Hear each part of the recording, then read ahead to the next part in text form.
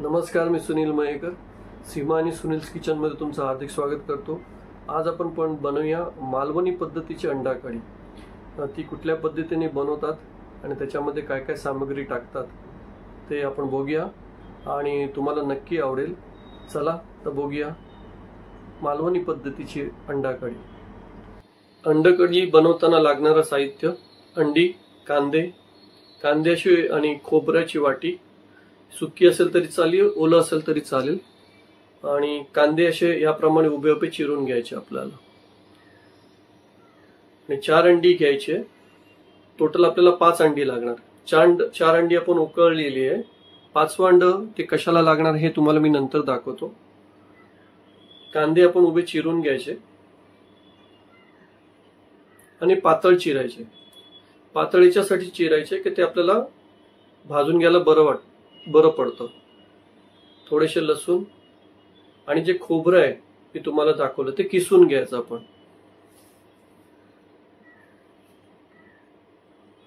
त्याच्यामध्ये जेवढ्या लोकांच्यासाठी ग्रेव्ही असेल त्याप्रमाणे आपल्याला खोबरं घ्यावं लागेल. मी अर्धी वाटी घेतोय. आता आपण कांदा, खोबरं आणि लसूण हे सगळं व्यवस्थित भाजून घ्यायचंय.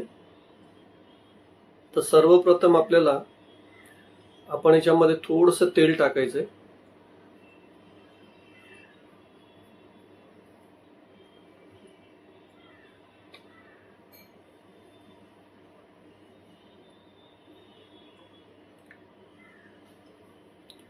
थोडंसं टाकायचं, जास्त नाही टाकायचं.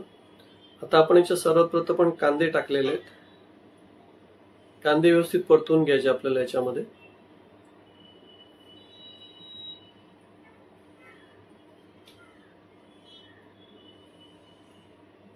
आता लसूण पण टाकून द्या.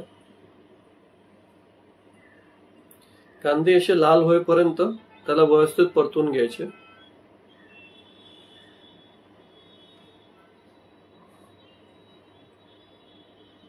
आता याच्यामध्ये आपण खोबरं आहे जे किसलेलं आहे ते टाकूया.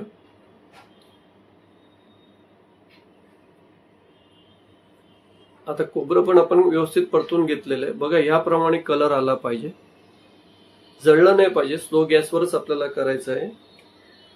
व्यवस्थित त्याला परतून घ्या. आता एक ग्राइंडर मध्ये हे वाटप थंड झालेलं आहे. हे वाटप आपण ग्राइंड करून घेऊया.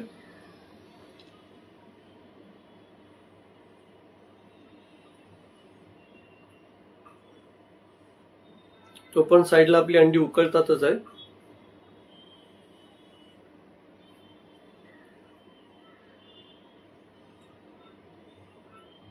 अंडी कच्ची नाही राहिली पाहिजे, लक्षात ठेवा.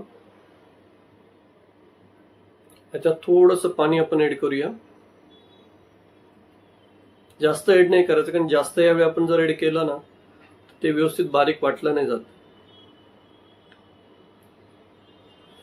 आता याला व्यवस्थित वाटून घ्या.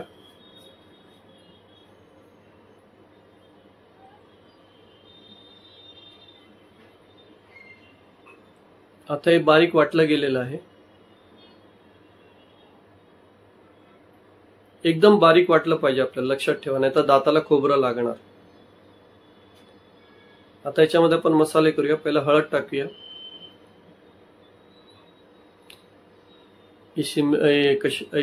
कश्मीरी मिरच आहे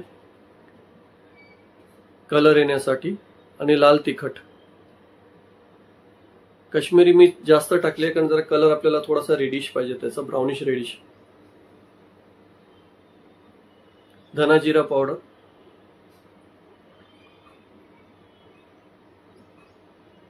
आता हे परत एकदा व्यवस्थित आपण मिक्स करून घेऊया.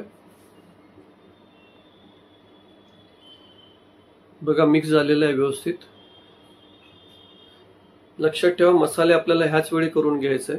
फोडणीच्या वेळी काही नाही करायचं आपल्याला. ह्याच्यामध्ये आता आपण गरम मसाला टाकलाय, जो आपण घरी बनवलेला आहे. तो गरम मसाला टाकला त्याच्यामध्ये.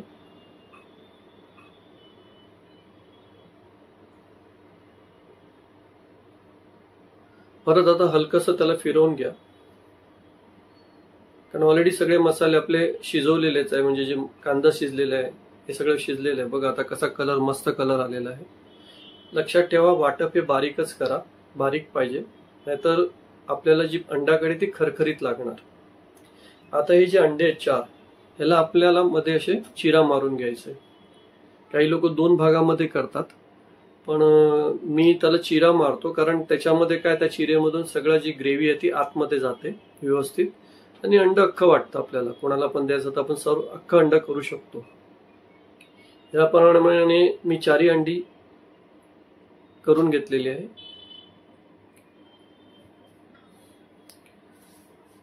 आता आपण फोडणीची तयारी करूया.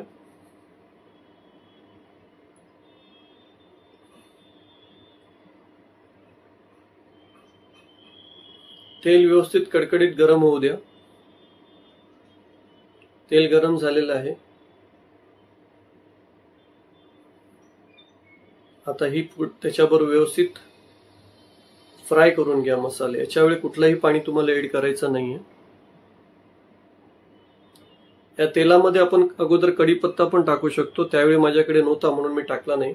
त्या कढीपत्ता टाकला तरी चांगली चव येते, स्मेल चांगलं येतं.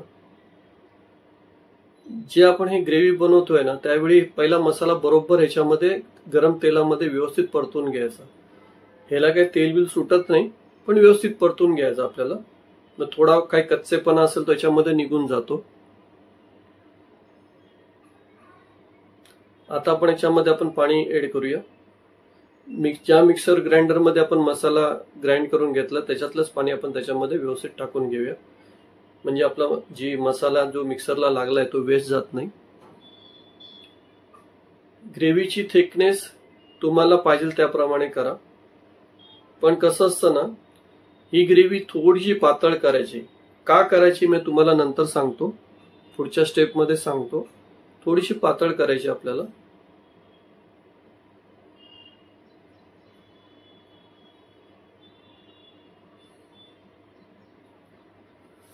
आता आपल्याला थोडंसं अजून पाणी ऍड करायचंय, कारण मला जी त्याची थिकनेस पाहिजे ती मिळालेली नाहीये. आता थिकनेस झालेली आहे.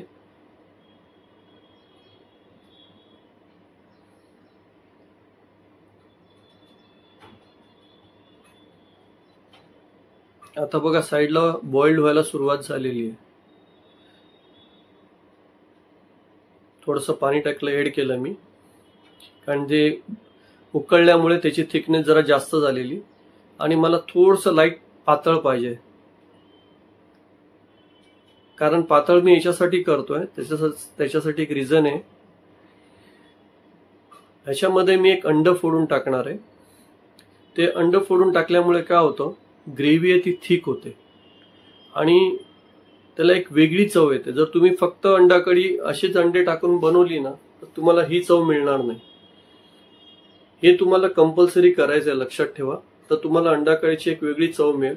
काही लोक अंड फोडून डायरेक्ट आतमध्ये टाकतात, पण मी तसं करत नाही, कारण त्याच्यामध्ये मग येलो जो पोर्शन आहे तो वेगळा राहतो आणि व्हाईट वेगळा राहतो. हे व्यवस्थित आपल्याला एकत्र मिक्स करून घ्यायचंय. अशा प्रमाणे आपण मिक्स करतो ना, ते अंड एकरूप होतं आणि त्या कढीमध्ये व्यवस्थित ते स्प्रेड होते. तुम्ही डायरेक्ट अंड फोडून टाकलं ना तर ते होणार नाही. चवीप्रमाणे आपल्याला त्याच्यामध्ये मीठ ऍड करायचंय.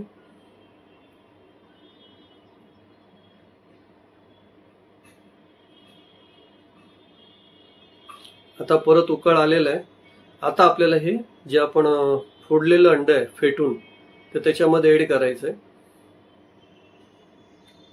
आणि लक्षात ठेवा, ग्रेव्ही उकळलं तेव्हाच टाका, थंडामध्ये टाकू नका. उकळली पाहिजे ती. आता बघा, याच्यामध्ये तुम्हाला एक वेगळी थिकनेस वाटेल आणि अंड जे आपण फोडून टाकलेलं आहे ते पण आतमध्ये शिजलेलं आहे. अंड फोडून टाकल्यामुळे ना ग्रेव्हीला एक तर थिकनेस येते आणि त्याला चांगली चव येते. कारण आपण बॉईल अंडी टाकतो ती बॉईलच आहे, त्याच्यामध्ये ग्रेव्हीच जाणार आहे. पण हे आपण जेव्हा अंड फोडून त्याच्यामध्ये टाकतो त्यावेळी त्याला एक वेगळी चव येते, वेगळी टेस्ट येते. ह्या पद्धतीने तुम्ही अंडाकढी बनवून बघा, तुम्हाला नक्की आवडेल. आणि आवडलं तर चॅनलला सबस्क्राईब करा, लाईक करा आणि शेअर करा. आता आपण उकळलेली अंडी याच्यामध्ये सोडलेली आहे.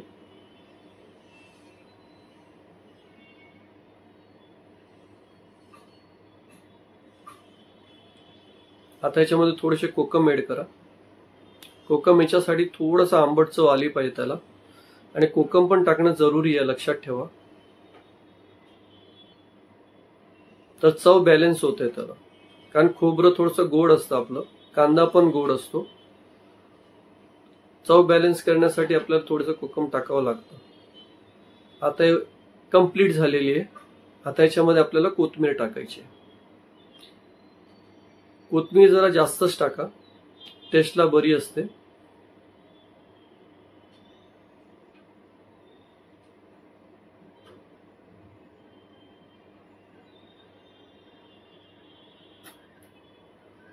आता आपली अंडा कढी तयार झाली आहे. चला तर मग अंडा कढी आणि चपाती खाऊया. ही रेसिपी तुम्हाला कशी वाटली नक्की कळवा, कमेंट करा. आवडली असेल तरी कमेंट करा, नाही आवडली असेल तरी कमेंट करा. Thank you very much.